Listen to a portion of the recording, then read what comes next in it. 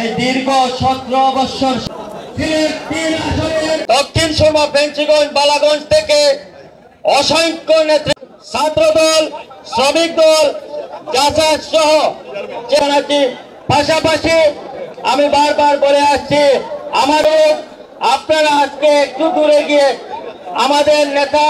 উপস্থিত হয়েছেন। আমাদের মধ্যে উপস্থিত বারবার নির্বাচিত সভাপতি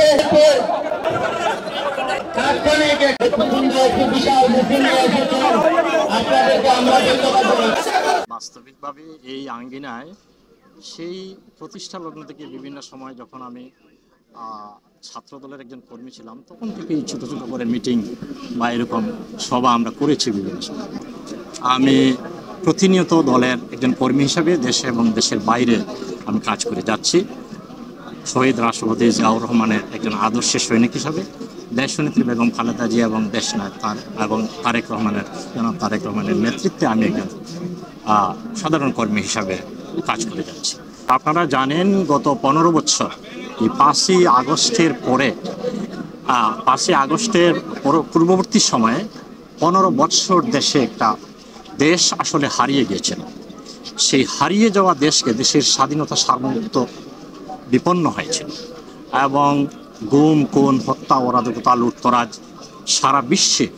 বাংলাদেশে যে অন্যায়, অত্যাচার, দুঃশাসন চলছিল তা সারা বিশ্বে ছড়িয়ে পড়েছিল। সেখান থেকে আমাদের নেত্রী দেশনেত্রী বেগম খালেদা জিয়াকে বন্দী ছিলেন এবং আমাদের অনেক হাজার হাজার নেতাকর্মী গুম, খুন হয়েছেন, অনেকে বন্দী ছিলেন, শত শত মামলা মাথায় নিয়ে ফেরারি অবস্থায় ছিলেন। এই অবস্থা থেকে দেশকে টেক ব্যাক বাংলাদেশ এই স্লোগান দিয়ে আমাদের নেতা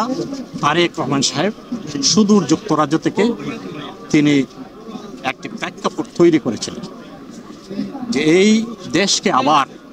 স্বাধীনতা সার্বভৌমত্বকে অক্ষুণ্ণ রেখে দেশের গণতন্ত্রকে ফিরিয়ে এনে একটি স্বাধীন সার্বভৌম রাষ্ট্রের মূল মন্ত্রকে ধারণ করে তিনি যে নেতৃত্ব দিয়ে যে প্রেক্ষাপট তৈরি করেছিলেন, সেই প্রেক্ষাপটে 5ই আগস্ট একটি বিপ্লব সংগঠিত হয় এবং সেই ছাত্রদের বৈষম্য, ছাত্রদের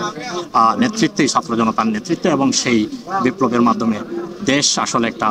পরিবর্তন এসছে। সেই পরিবর্তনের ধারাবাহিকতায় আজকে আসলে আমি যখন এখানে উপস্থিত হয়েছি, সকল নেতাকর্মীরা বা আমার বিশেষ করে দক্ষিণ সুরমা ফ্রেঞ্চম্যান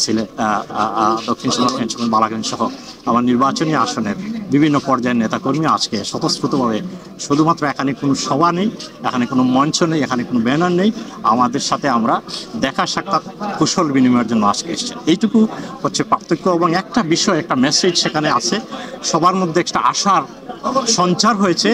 যে আমাদের নেতা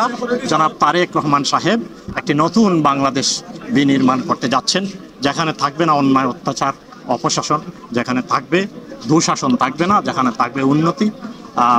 উন্নয়ন, গণতন্ত্র, ন্যায় বিচার এবং সুশাসন, এবং